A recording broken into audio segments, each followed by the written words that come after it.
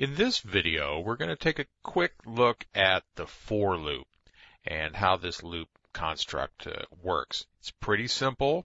Our little demonstration program is even more simple, so let's get right to it. Here's the structure of a for loop.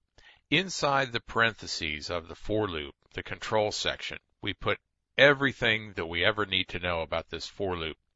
Remember in our while loops, we had to initialize things, and then we had tests within the while loop to make something happen. Then we had to adjust a counter, otherwise we had a infinite loop in our while if we did a while one.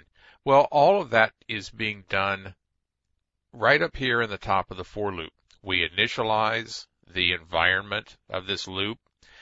We then test to see if we should continue to perform the loop. And then we adjust our counters or values or perform some other piece of work here in the adjust section. And then come back and test again. If the test is still working or is still non-zero or true, then we perform the statements, do the adjust, and keep going through this. The initialize part is only done right at the beginning of the for loop.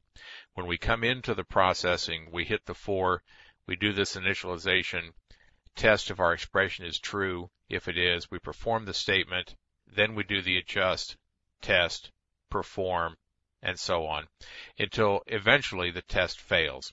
When the test comes out to be false or zero, then we go to the next statement after the for loop.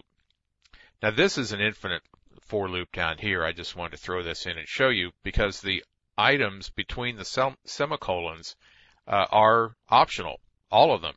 And if you leave them all out, the test expression defaults to true. So this is the same as our while one. And this would be an infinite for loop, and that would just sit there and run. Of course, you'd probably have a break statement down here so that you could, that's a printf. That's a typo, but we're going to leave it because we're moving on to our next slide. Here's our infinite loop with the for loop, with just the two semicolons, and I got the printf right this time. That's great. So that's our infinite for loop. It does exactly the same thing that we had done before in this little program, getting a character and testing for a 7 and so on. The only word that we've changed is the for, taking the one out and put two semicolons in, and the compiler will make the same kind of construction for us. Here's a little quickie program that counts from 1 to 10. And prints out the count. Pretty simple. Sorry I don't have a great example for the for loop, but the for loop is just a nice solid construction and it does the job. And let's go take a look at that. Here's our code with our integer I set up to 0. We're going to initialize I again right here, equal to 1. We're going to make sure that I is less than or equal to 10, and we know in fact that it is at this point. And then we're going to come down here and perform whatever is in our statement block inside the semicolons. Yes, you could leave semicolons inside the braces. I hope you caught that. You could leave the braces off of here. And if you did, you'd just control the one statement as it is. We're controlling a compound statement. This is the way you'll normally see a for written. We perform our statement, perform our adjustment, which is I++, do our test. Is it still less than 10? Or less than or equal to 10? Yes, it is.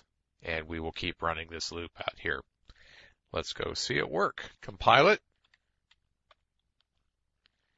We run it. There it is, 1 through 10. Aha. So that's pretty simple. And I just wanted to prove to you that it really does work. It's a good little construct, the for loop. Puts everything right at the top there for you, so it's easy for you to find and read. Be careful of the braces down here. If you forget a brace or you forget these two braces, the for loop will wind up just controlling the single next statement rather than the entire block. And remember, it's bad to, even if you have a single statement, it's bad to leave these braces out because somebody's going to come along and throw another statement in underneath this to be controlled by your for loop. And then they'll wonder why the code doesn't work right because the for doesn't have a statement block. It's only controlling one statement. And that's the for loop.